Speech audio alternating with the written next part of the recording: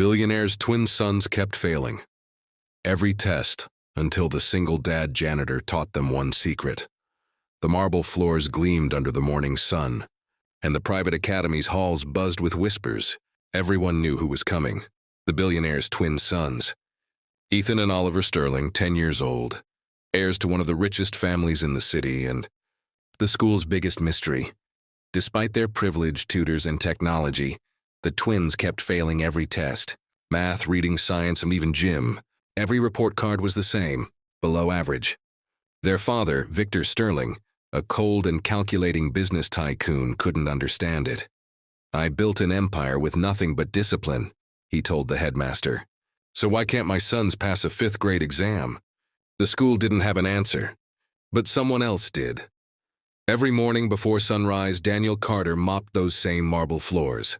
A single dad raising his little girl, Lucy. He worked 2 jobs just to keep food on the table. He never spoke much, never complained, but everyone knew him. The janitor with the kind eyes and the worn-out shoes. One afternoon, as Daniel cleaned the hallway outside the science lab, he overheard the twins arguing. "Dad's going to be so mad," Ethan said, his voice trembling.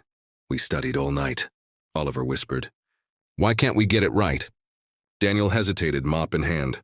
Then he quietly said, "Maybe you're studying the wrong way." The boys turned. "What would you know?" Ethan shot back, his pride wounded.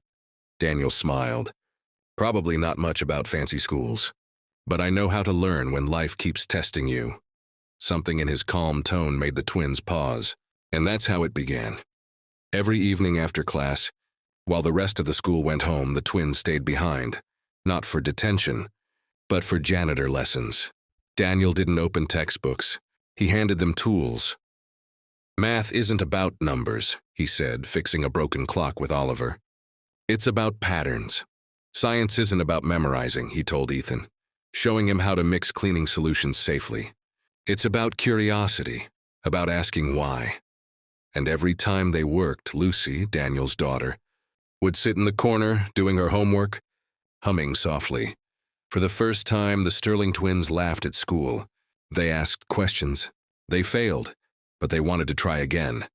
One day, Victor Sterling stormed into the school, furious. "My sons are wasting time with a janitor?" He roared at the headmaster. Daniel was called into the office. He expected to be fired, but before he could speak, the twins burst in. "Dad, stop," Ethan shouted. "He's the only reason we're learning." "He doesn't just teach us school stuff," Oliver added. "He teaches us how to think." Victor stared at his sons, eyes bright, confident, alive, something he hadn't seen in years. Still, pride burned in him. "Do you think this man knows more than your teachers?" Daniel looked him in the eye. "Sir, I don't teach them what to think. I just remind them why learning matters." A week later came the big test, the academic decathlon. The twins entered nervously, clutching their pencils. When the results came in, the entire school went silent. Top of the class. But that wasn't the real victory. When asked what changed, Oliver simply said, "Someone believed we were more than our grades." The story spread fast, from teachers to parents to news outlets. Soon reporters were asking about the janitor who changed the billionaire's sons. Victor Sterling called Daniel into his office once more. But this time his voice was quiet. "You did something I couldn't," he said. "You made them care." Daniel smiled. "Sometimes kids don't need perfection, sir. They just need someone to listen." Months later, the school built a new scholarship fund, the Carter Learning Initiative, named after the janitor who taught through kindness. And every morning, as Daniel pushed his mop down the same halls, 2 boys followed beside him, helping, laughing. "Learning?" Lucy would often whisper to her dad. "You're kind of famous now." He'd just smile. "Nah, sweetheart. I just reminded them of one secret." "What secret?" she'd ask. "That success isn't about how high you stand, but how many people you lift when you're down." Months turned into a year. The Sterling twins weren't just passing their exams anymore. They were helping others pass theirs. They started spending afternoons tutoring younger kids from underfunded schools nearby. No cameras, no press. Just 2 boys sitting on the floor with open books, remembering what Daniel taught them. Knowledge means more when you share it. Meanwhile, Daniel's life quietly transformed too. The school board offered him a full-time mentoring position, not as a janitor, but as a student learning coach. He still cleaned when he wanted to, said it kept him humble, but now, every day he stood before classrooms filled with kids who actually wanted to learn. Lucy, his little girl, watched it all.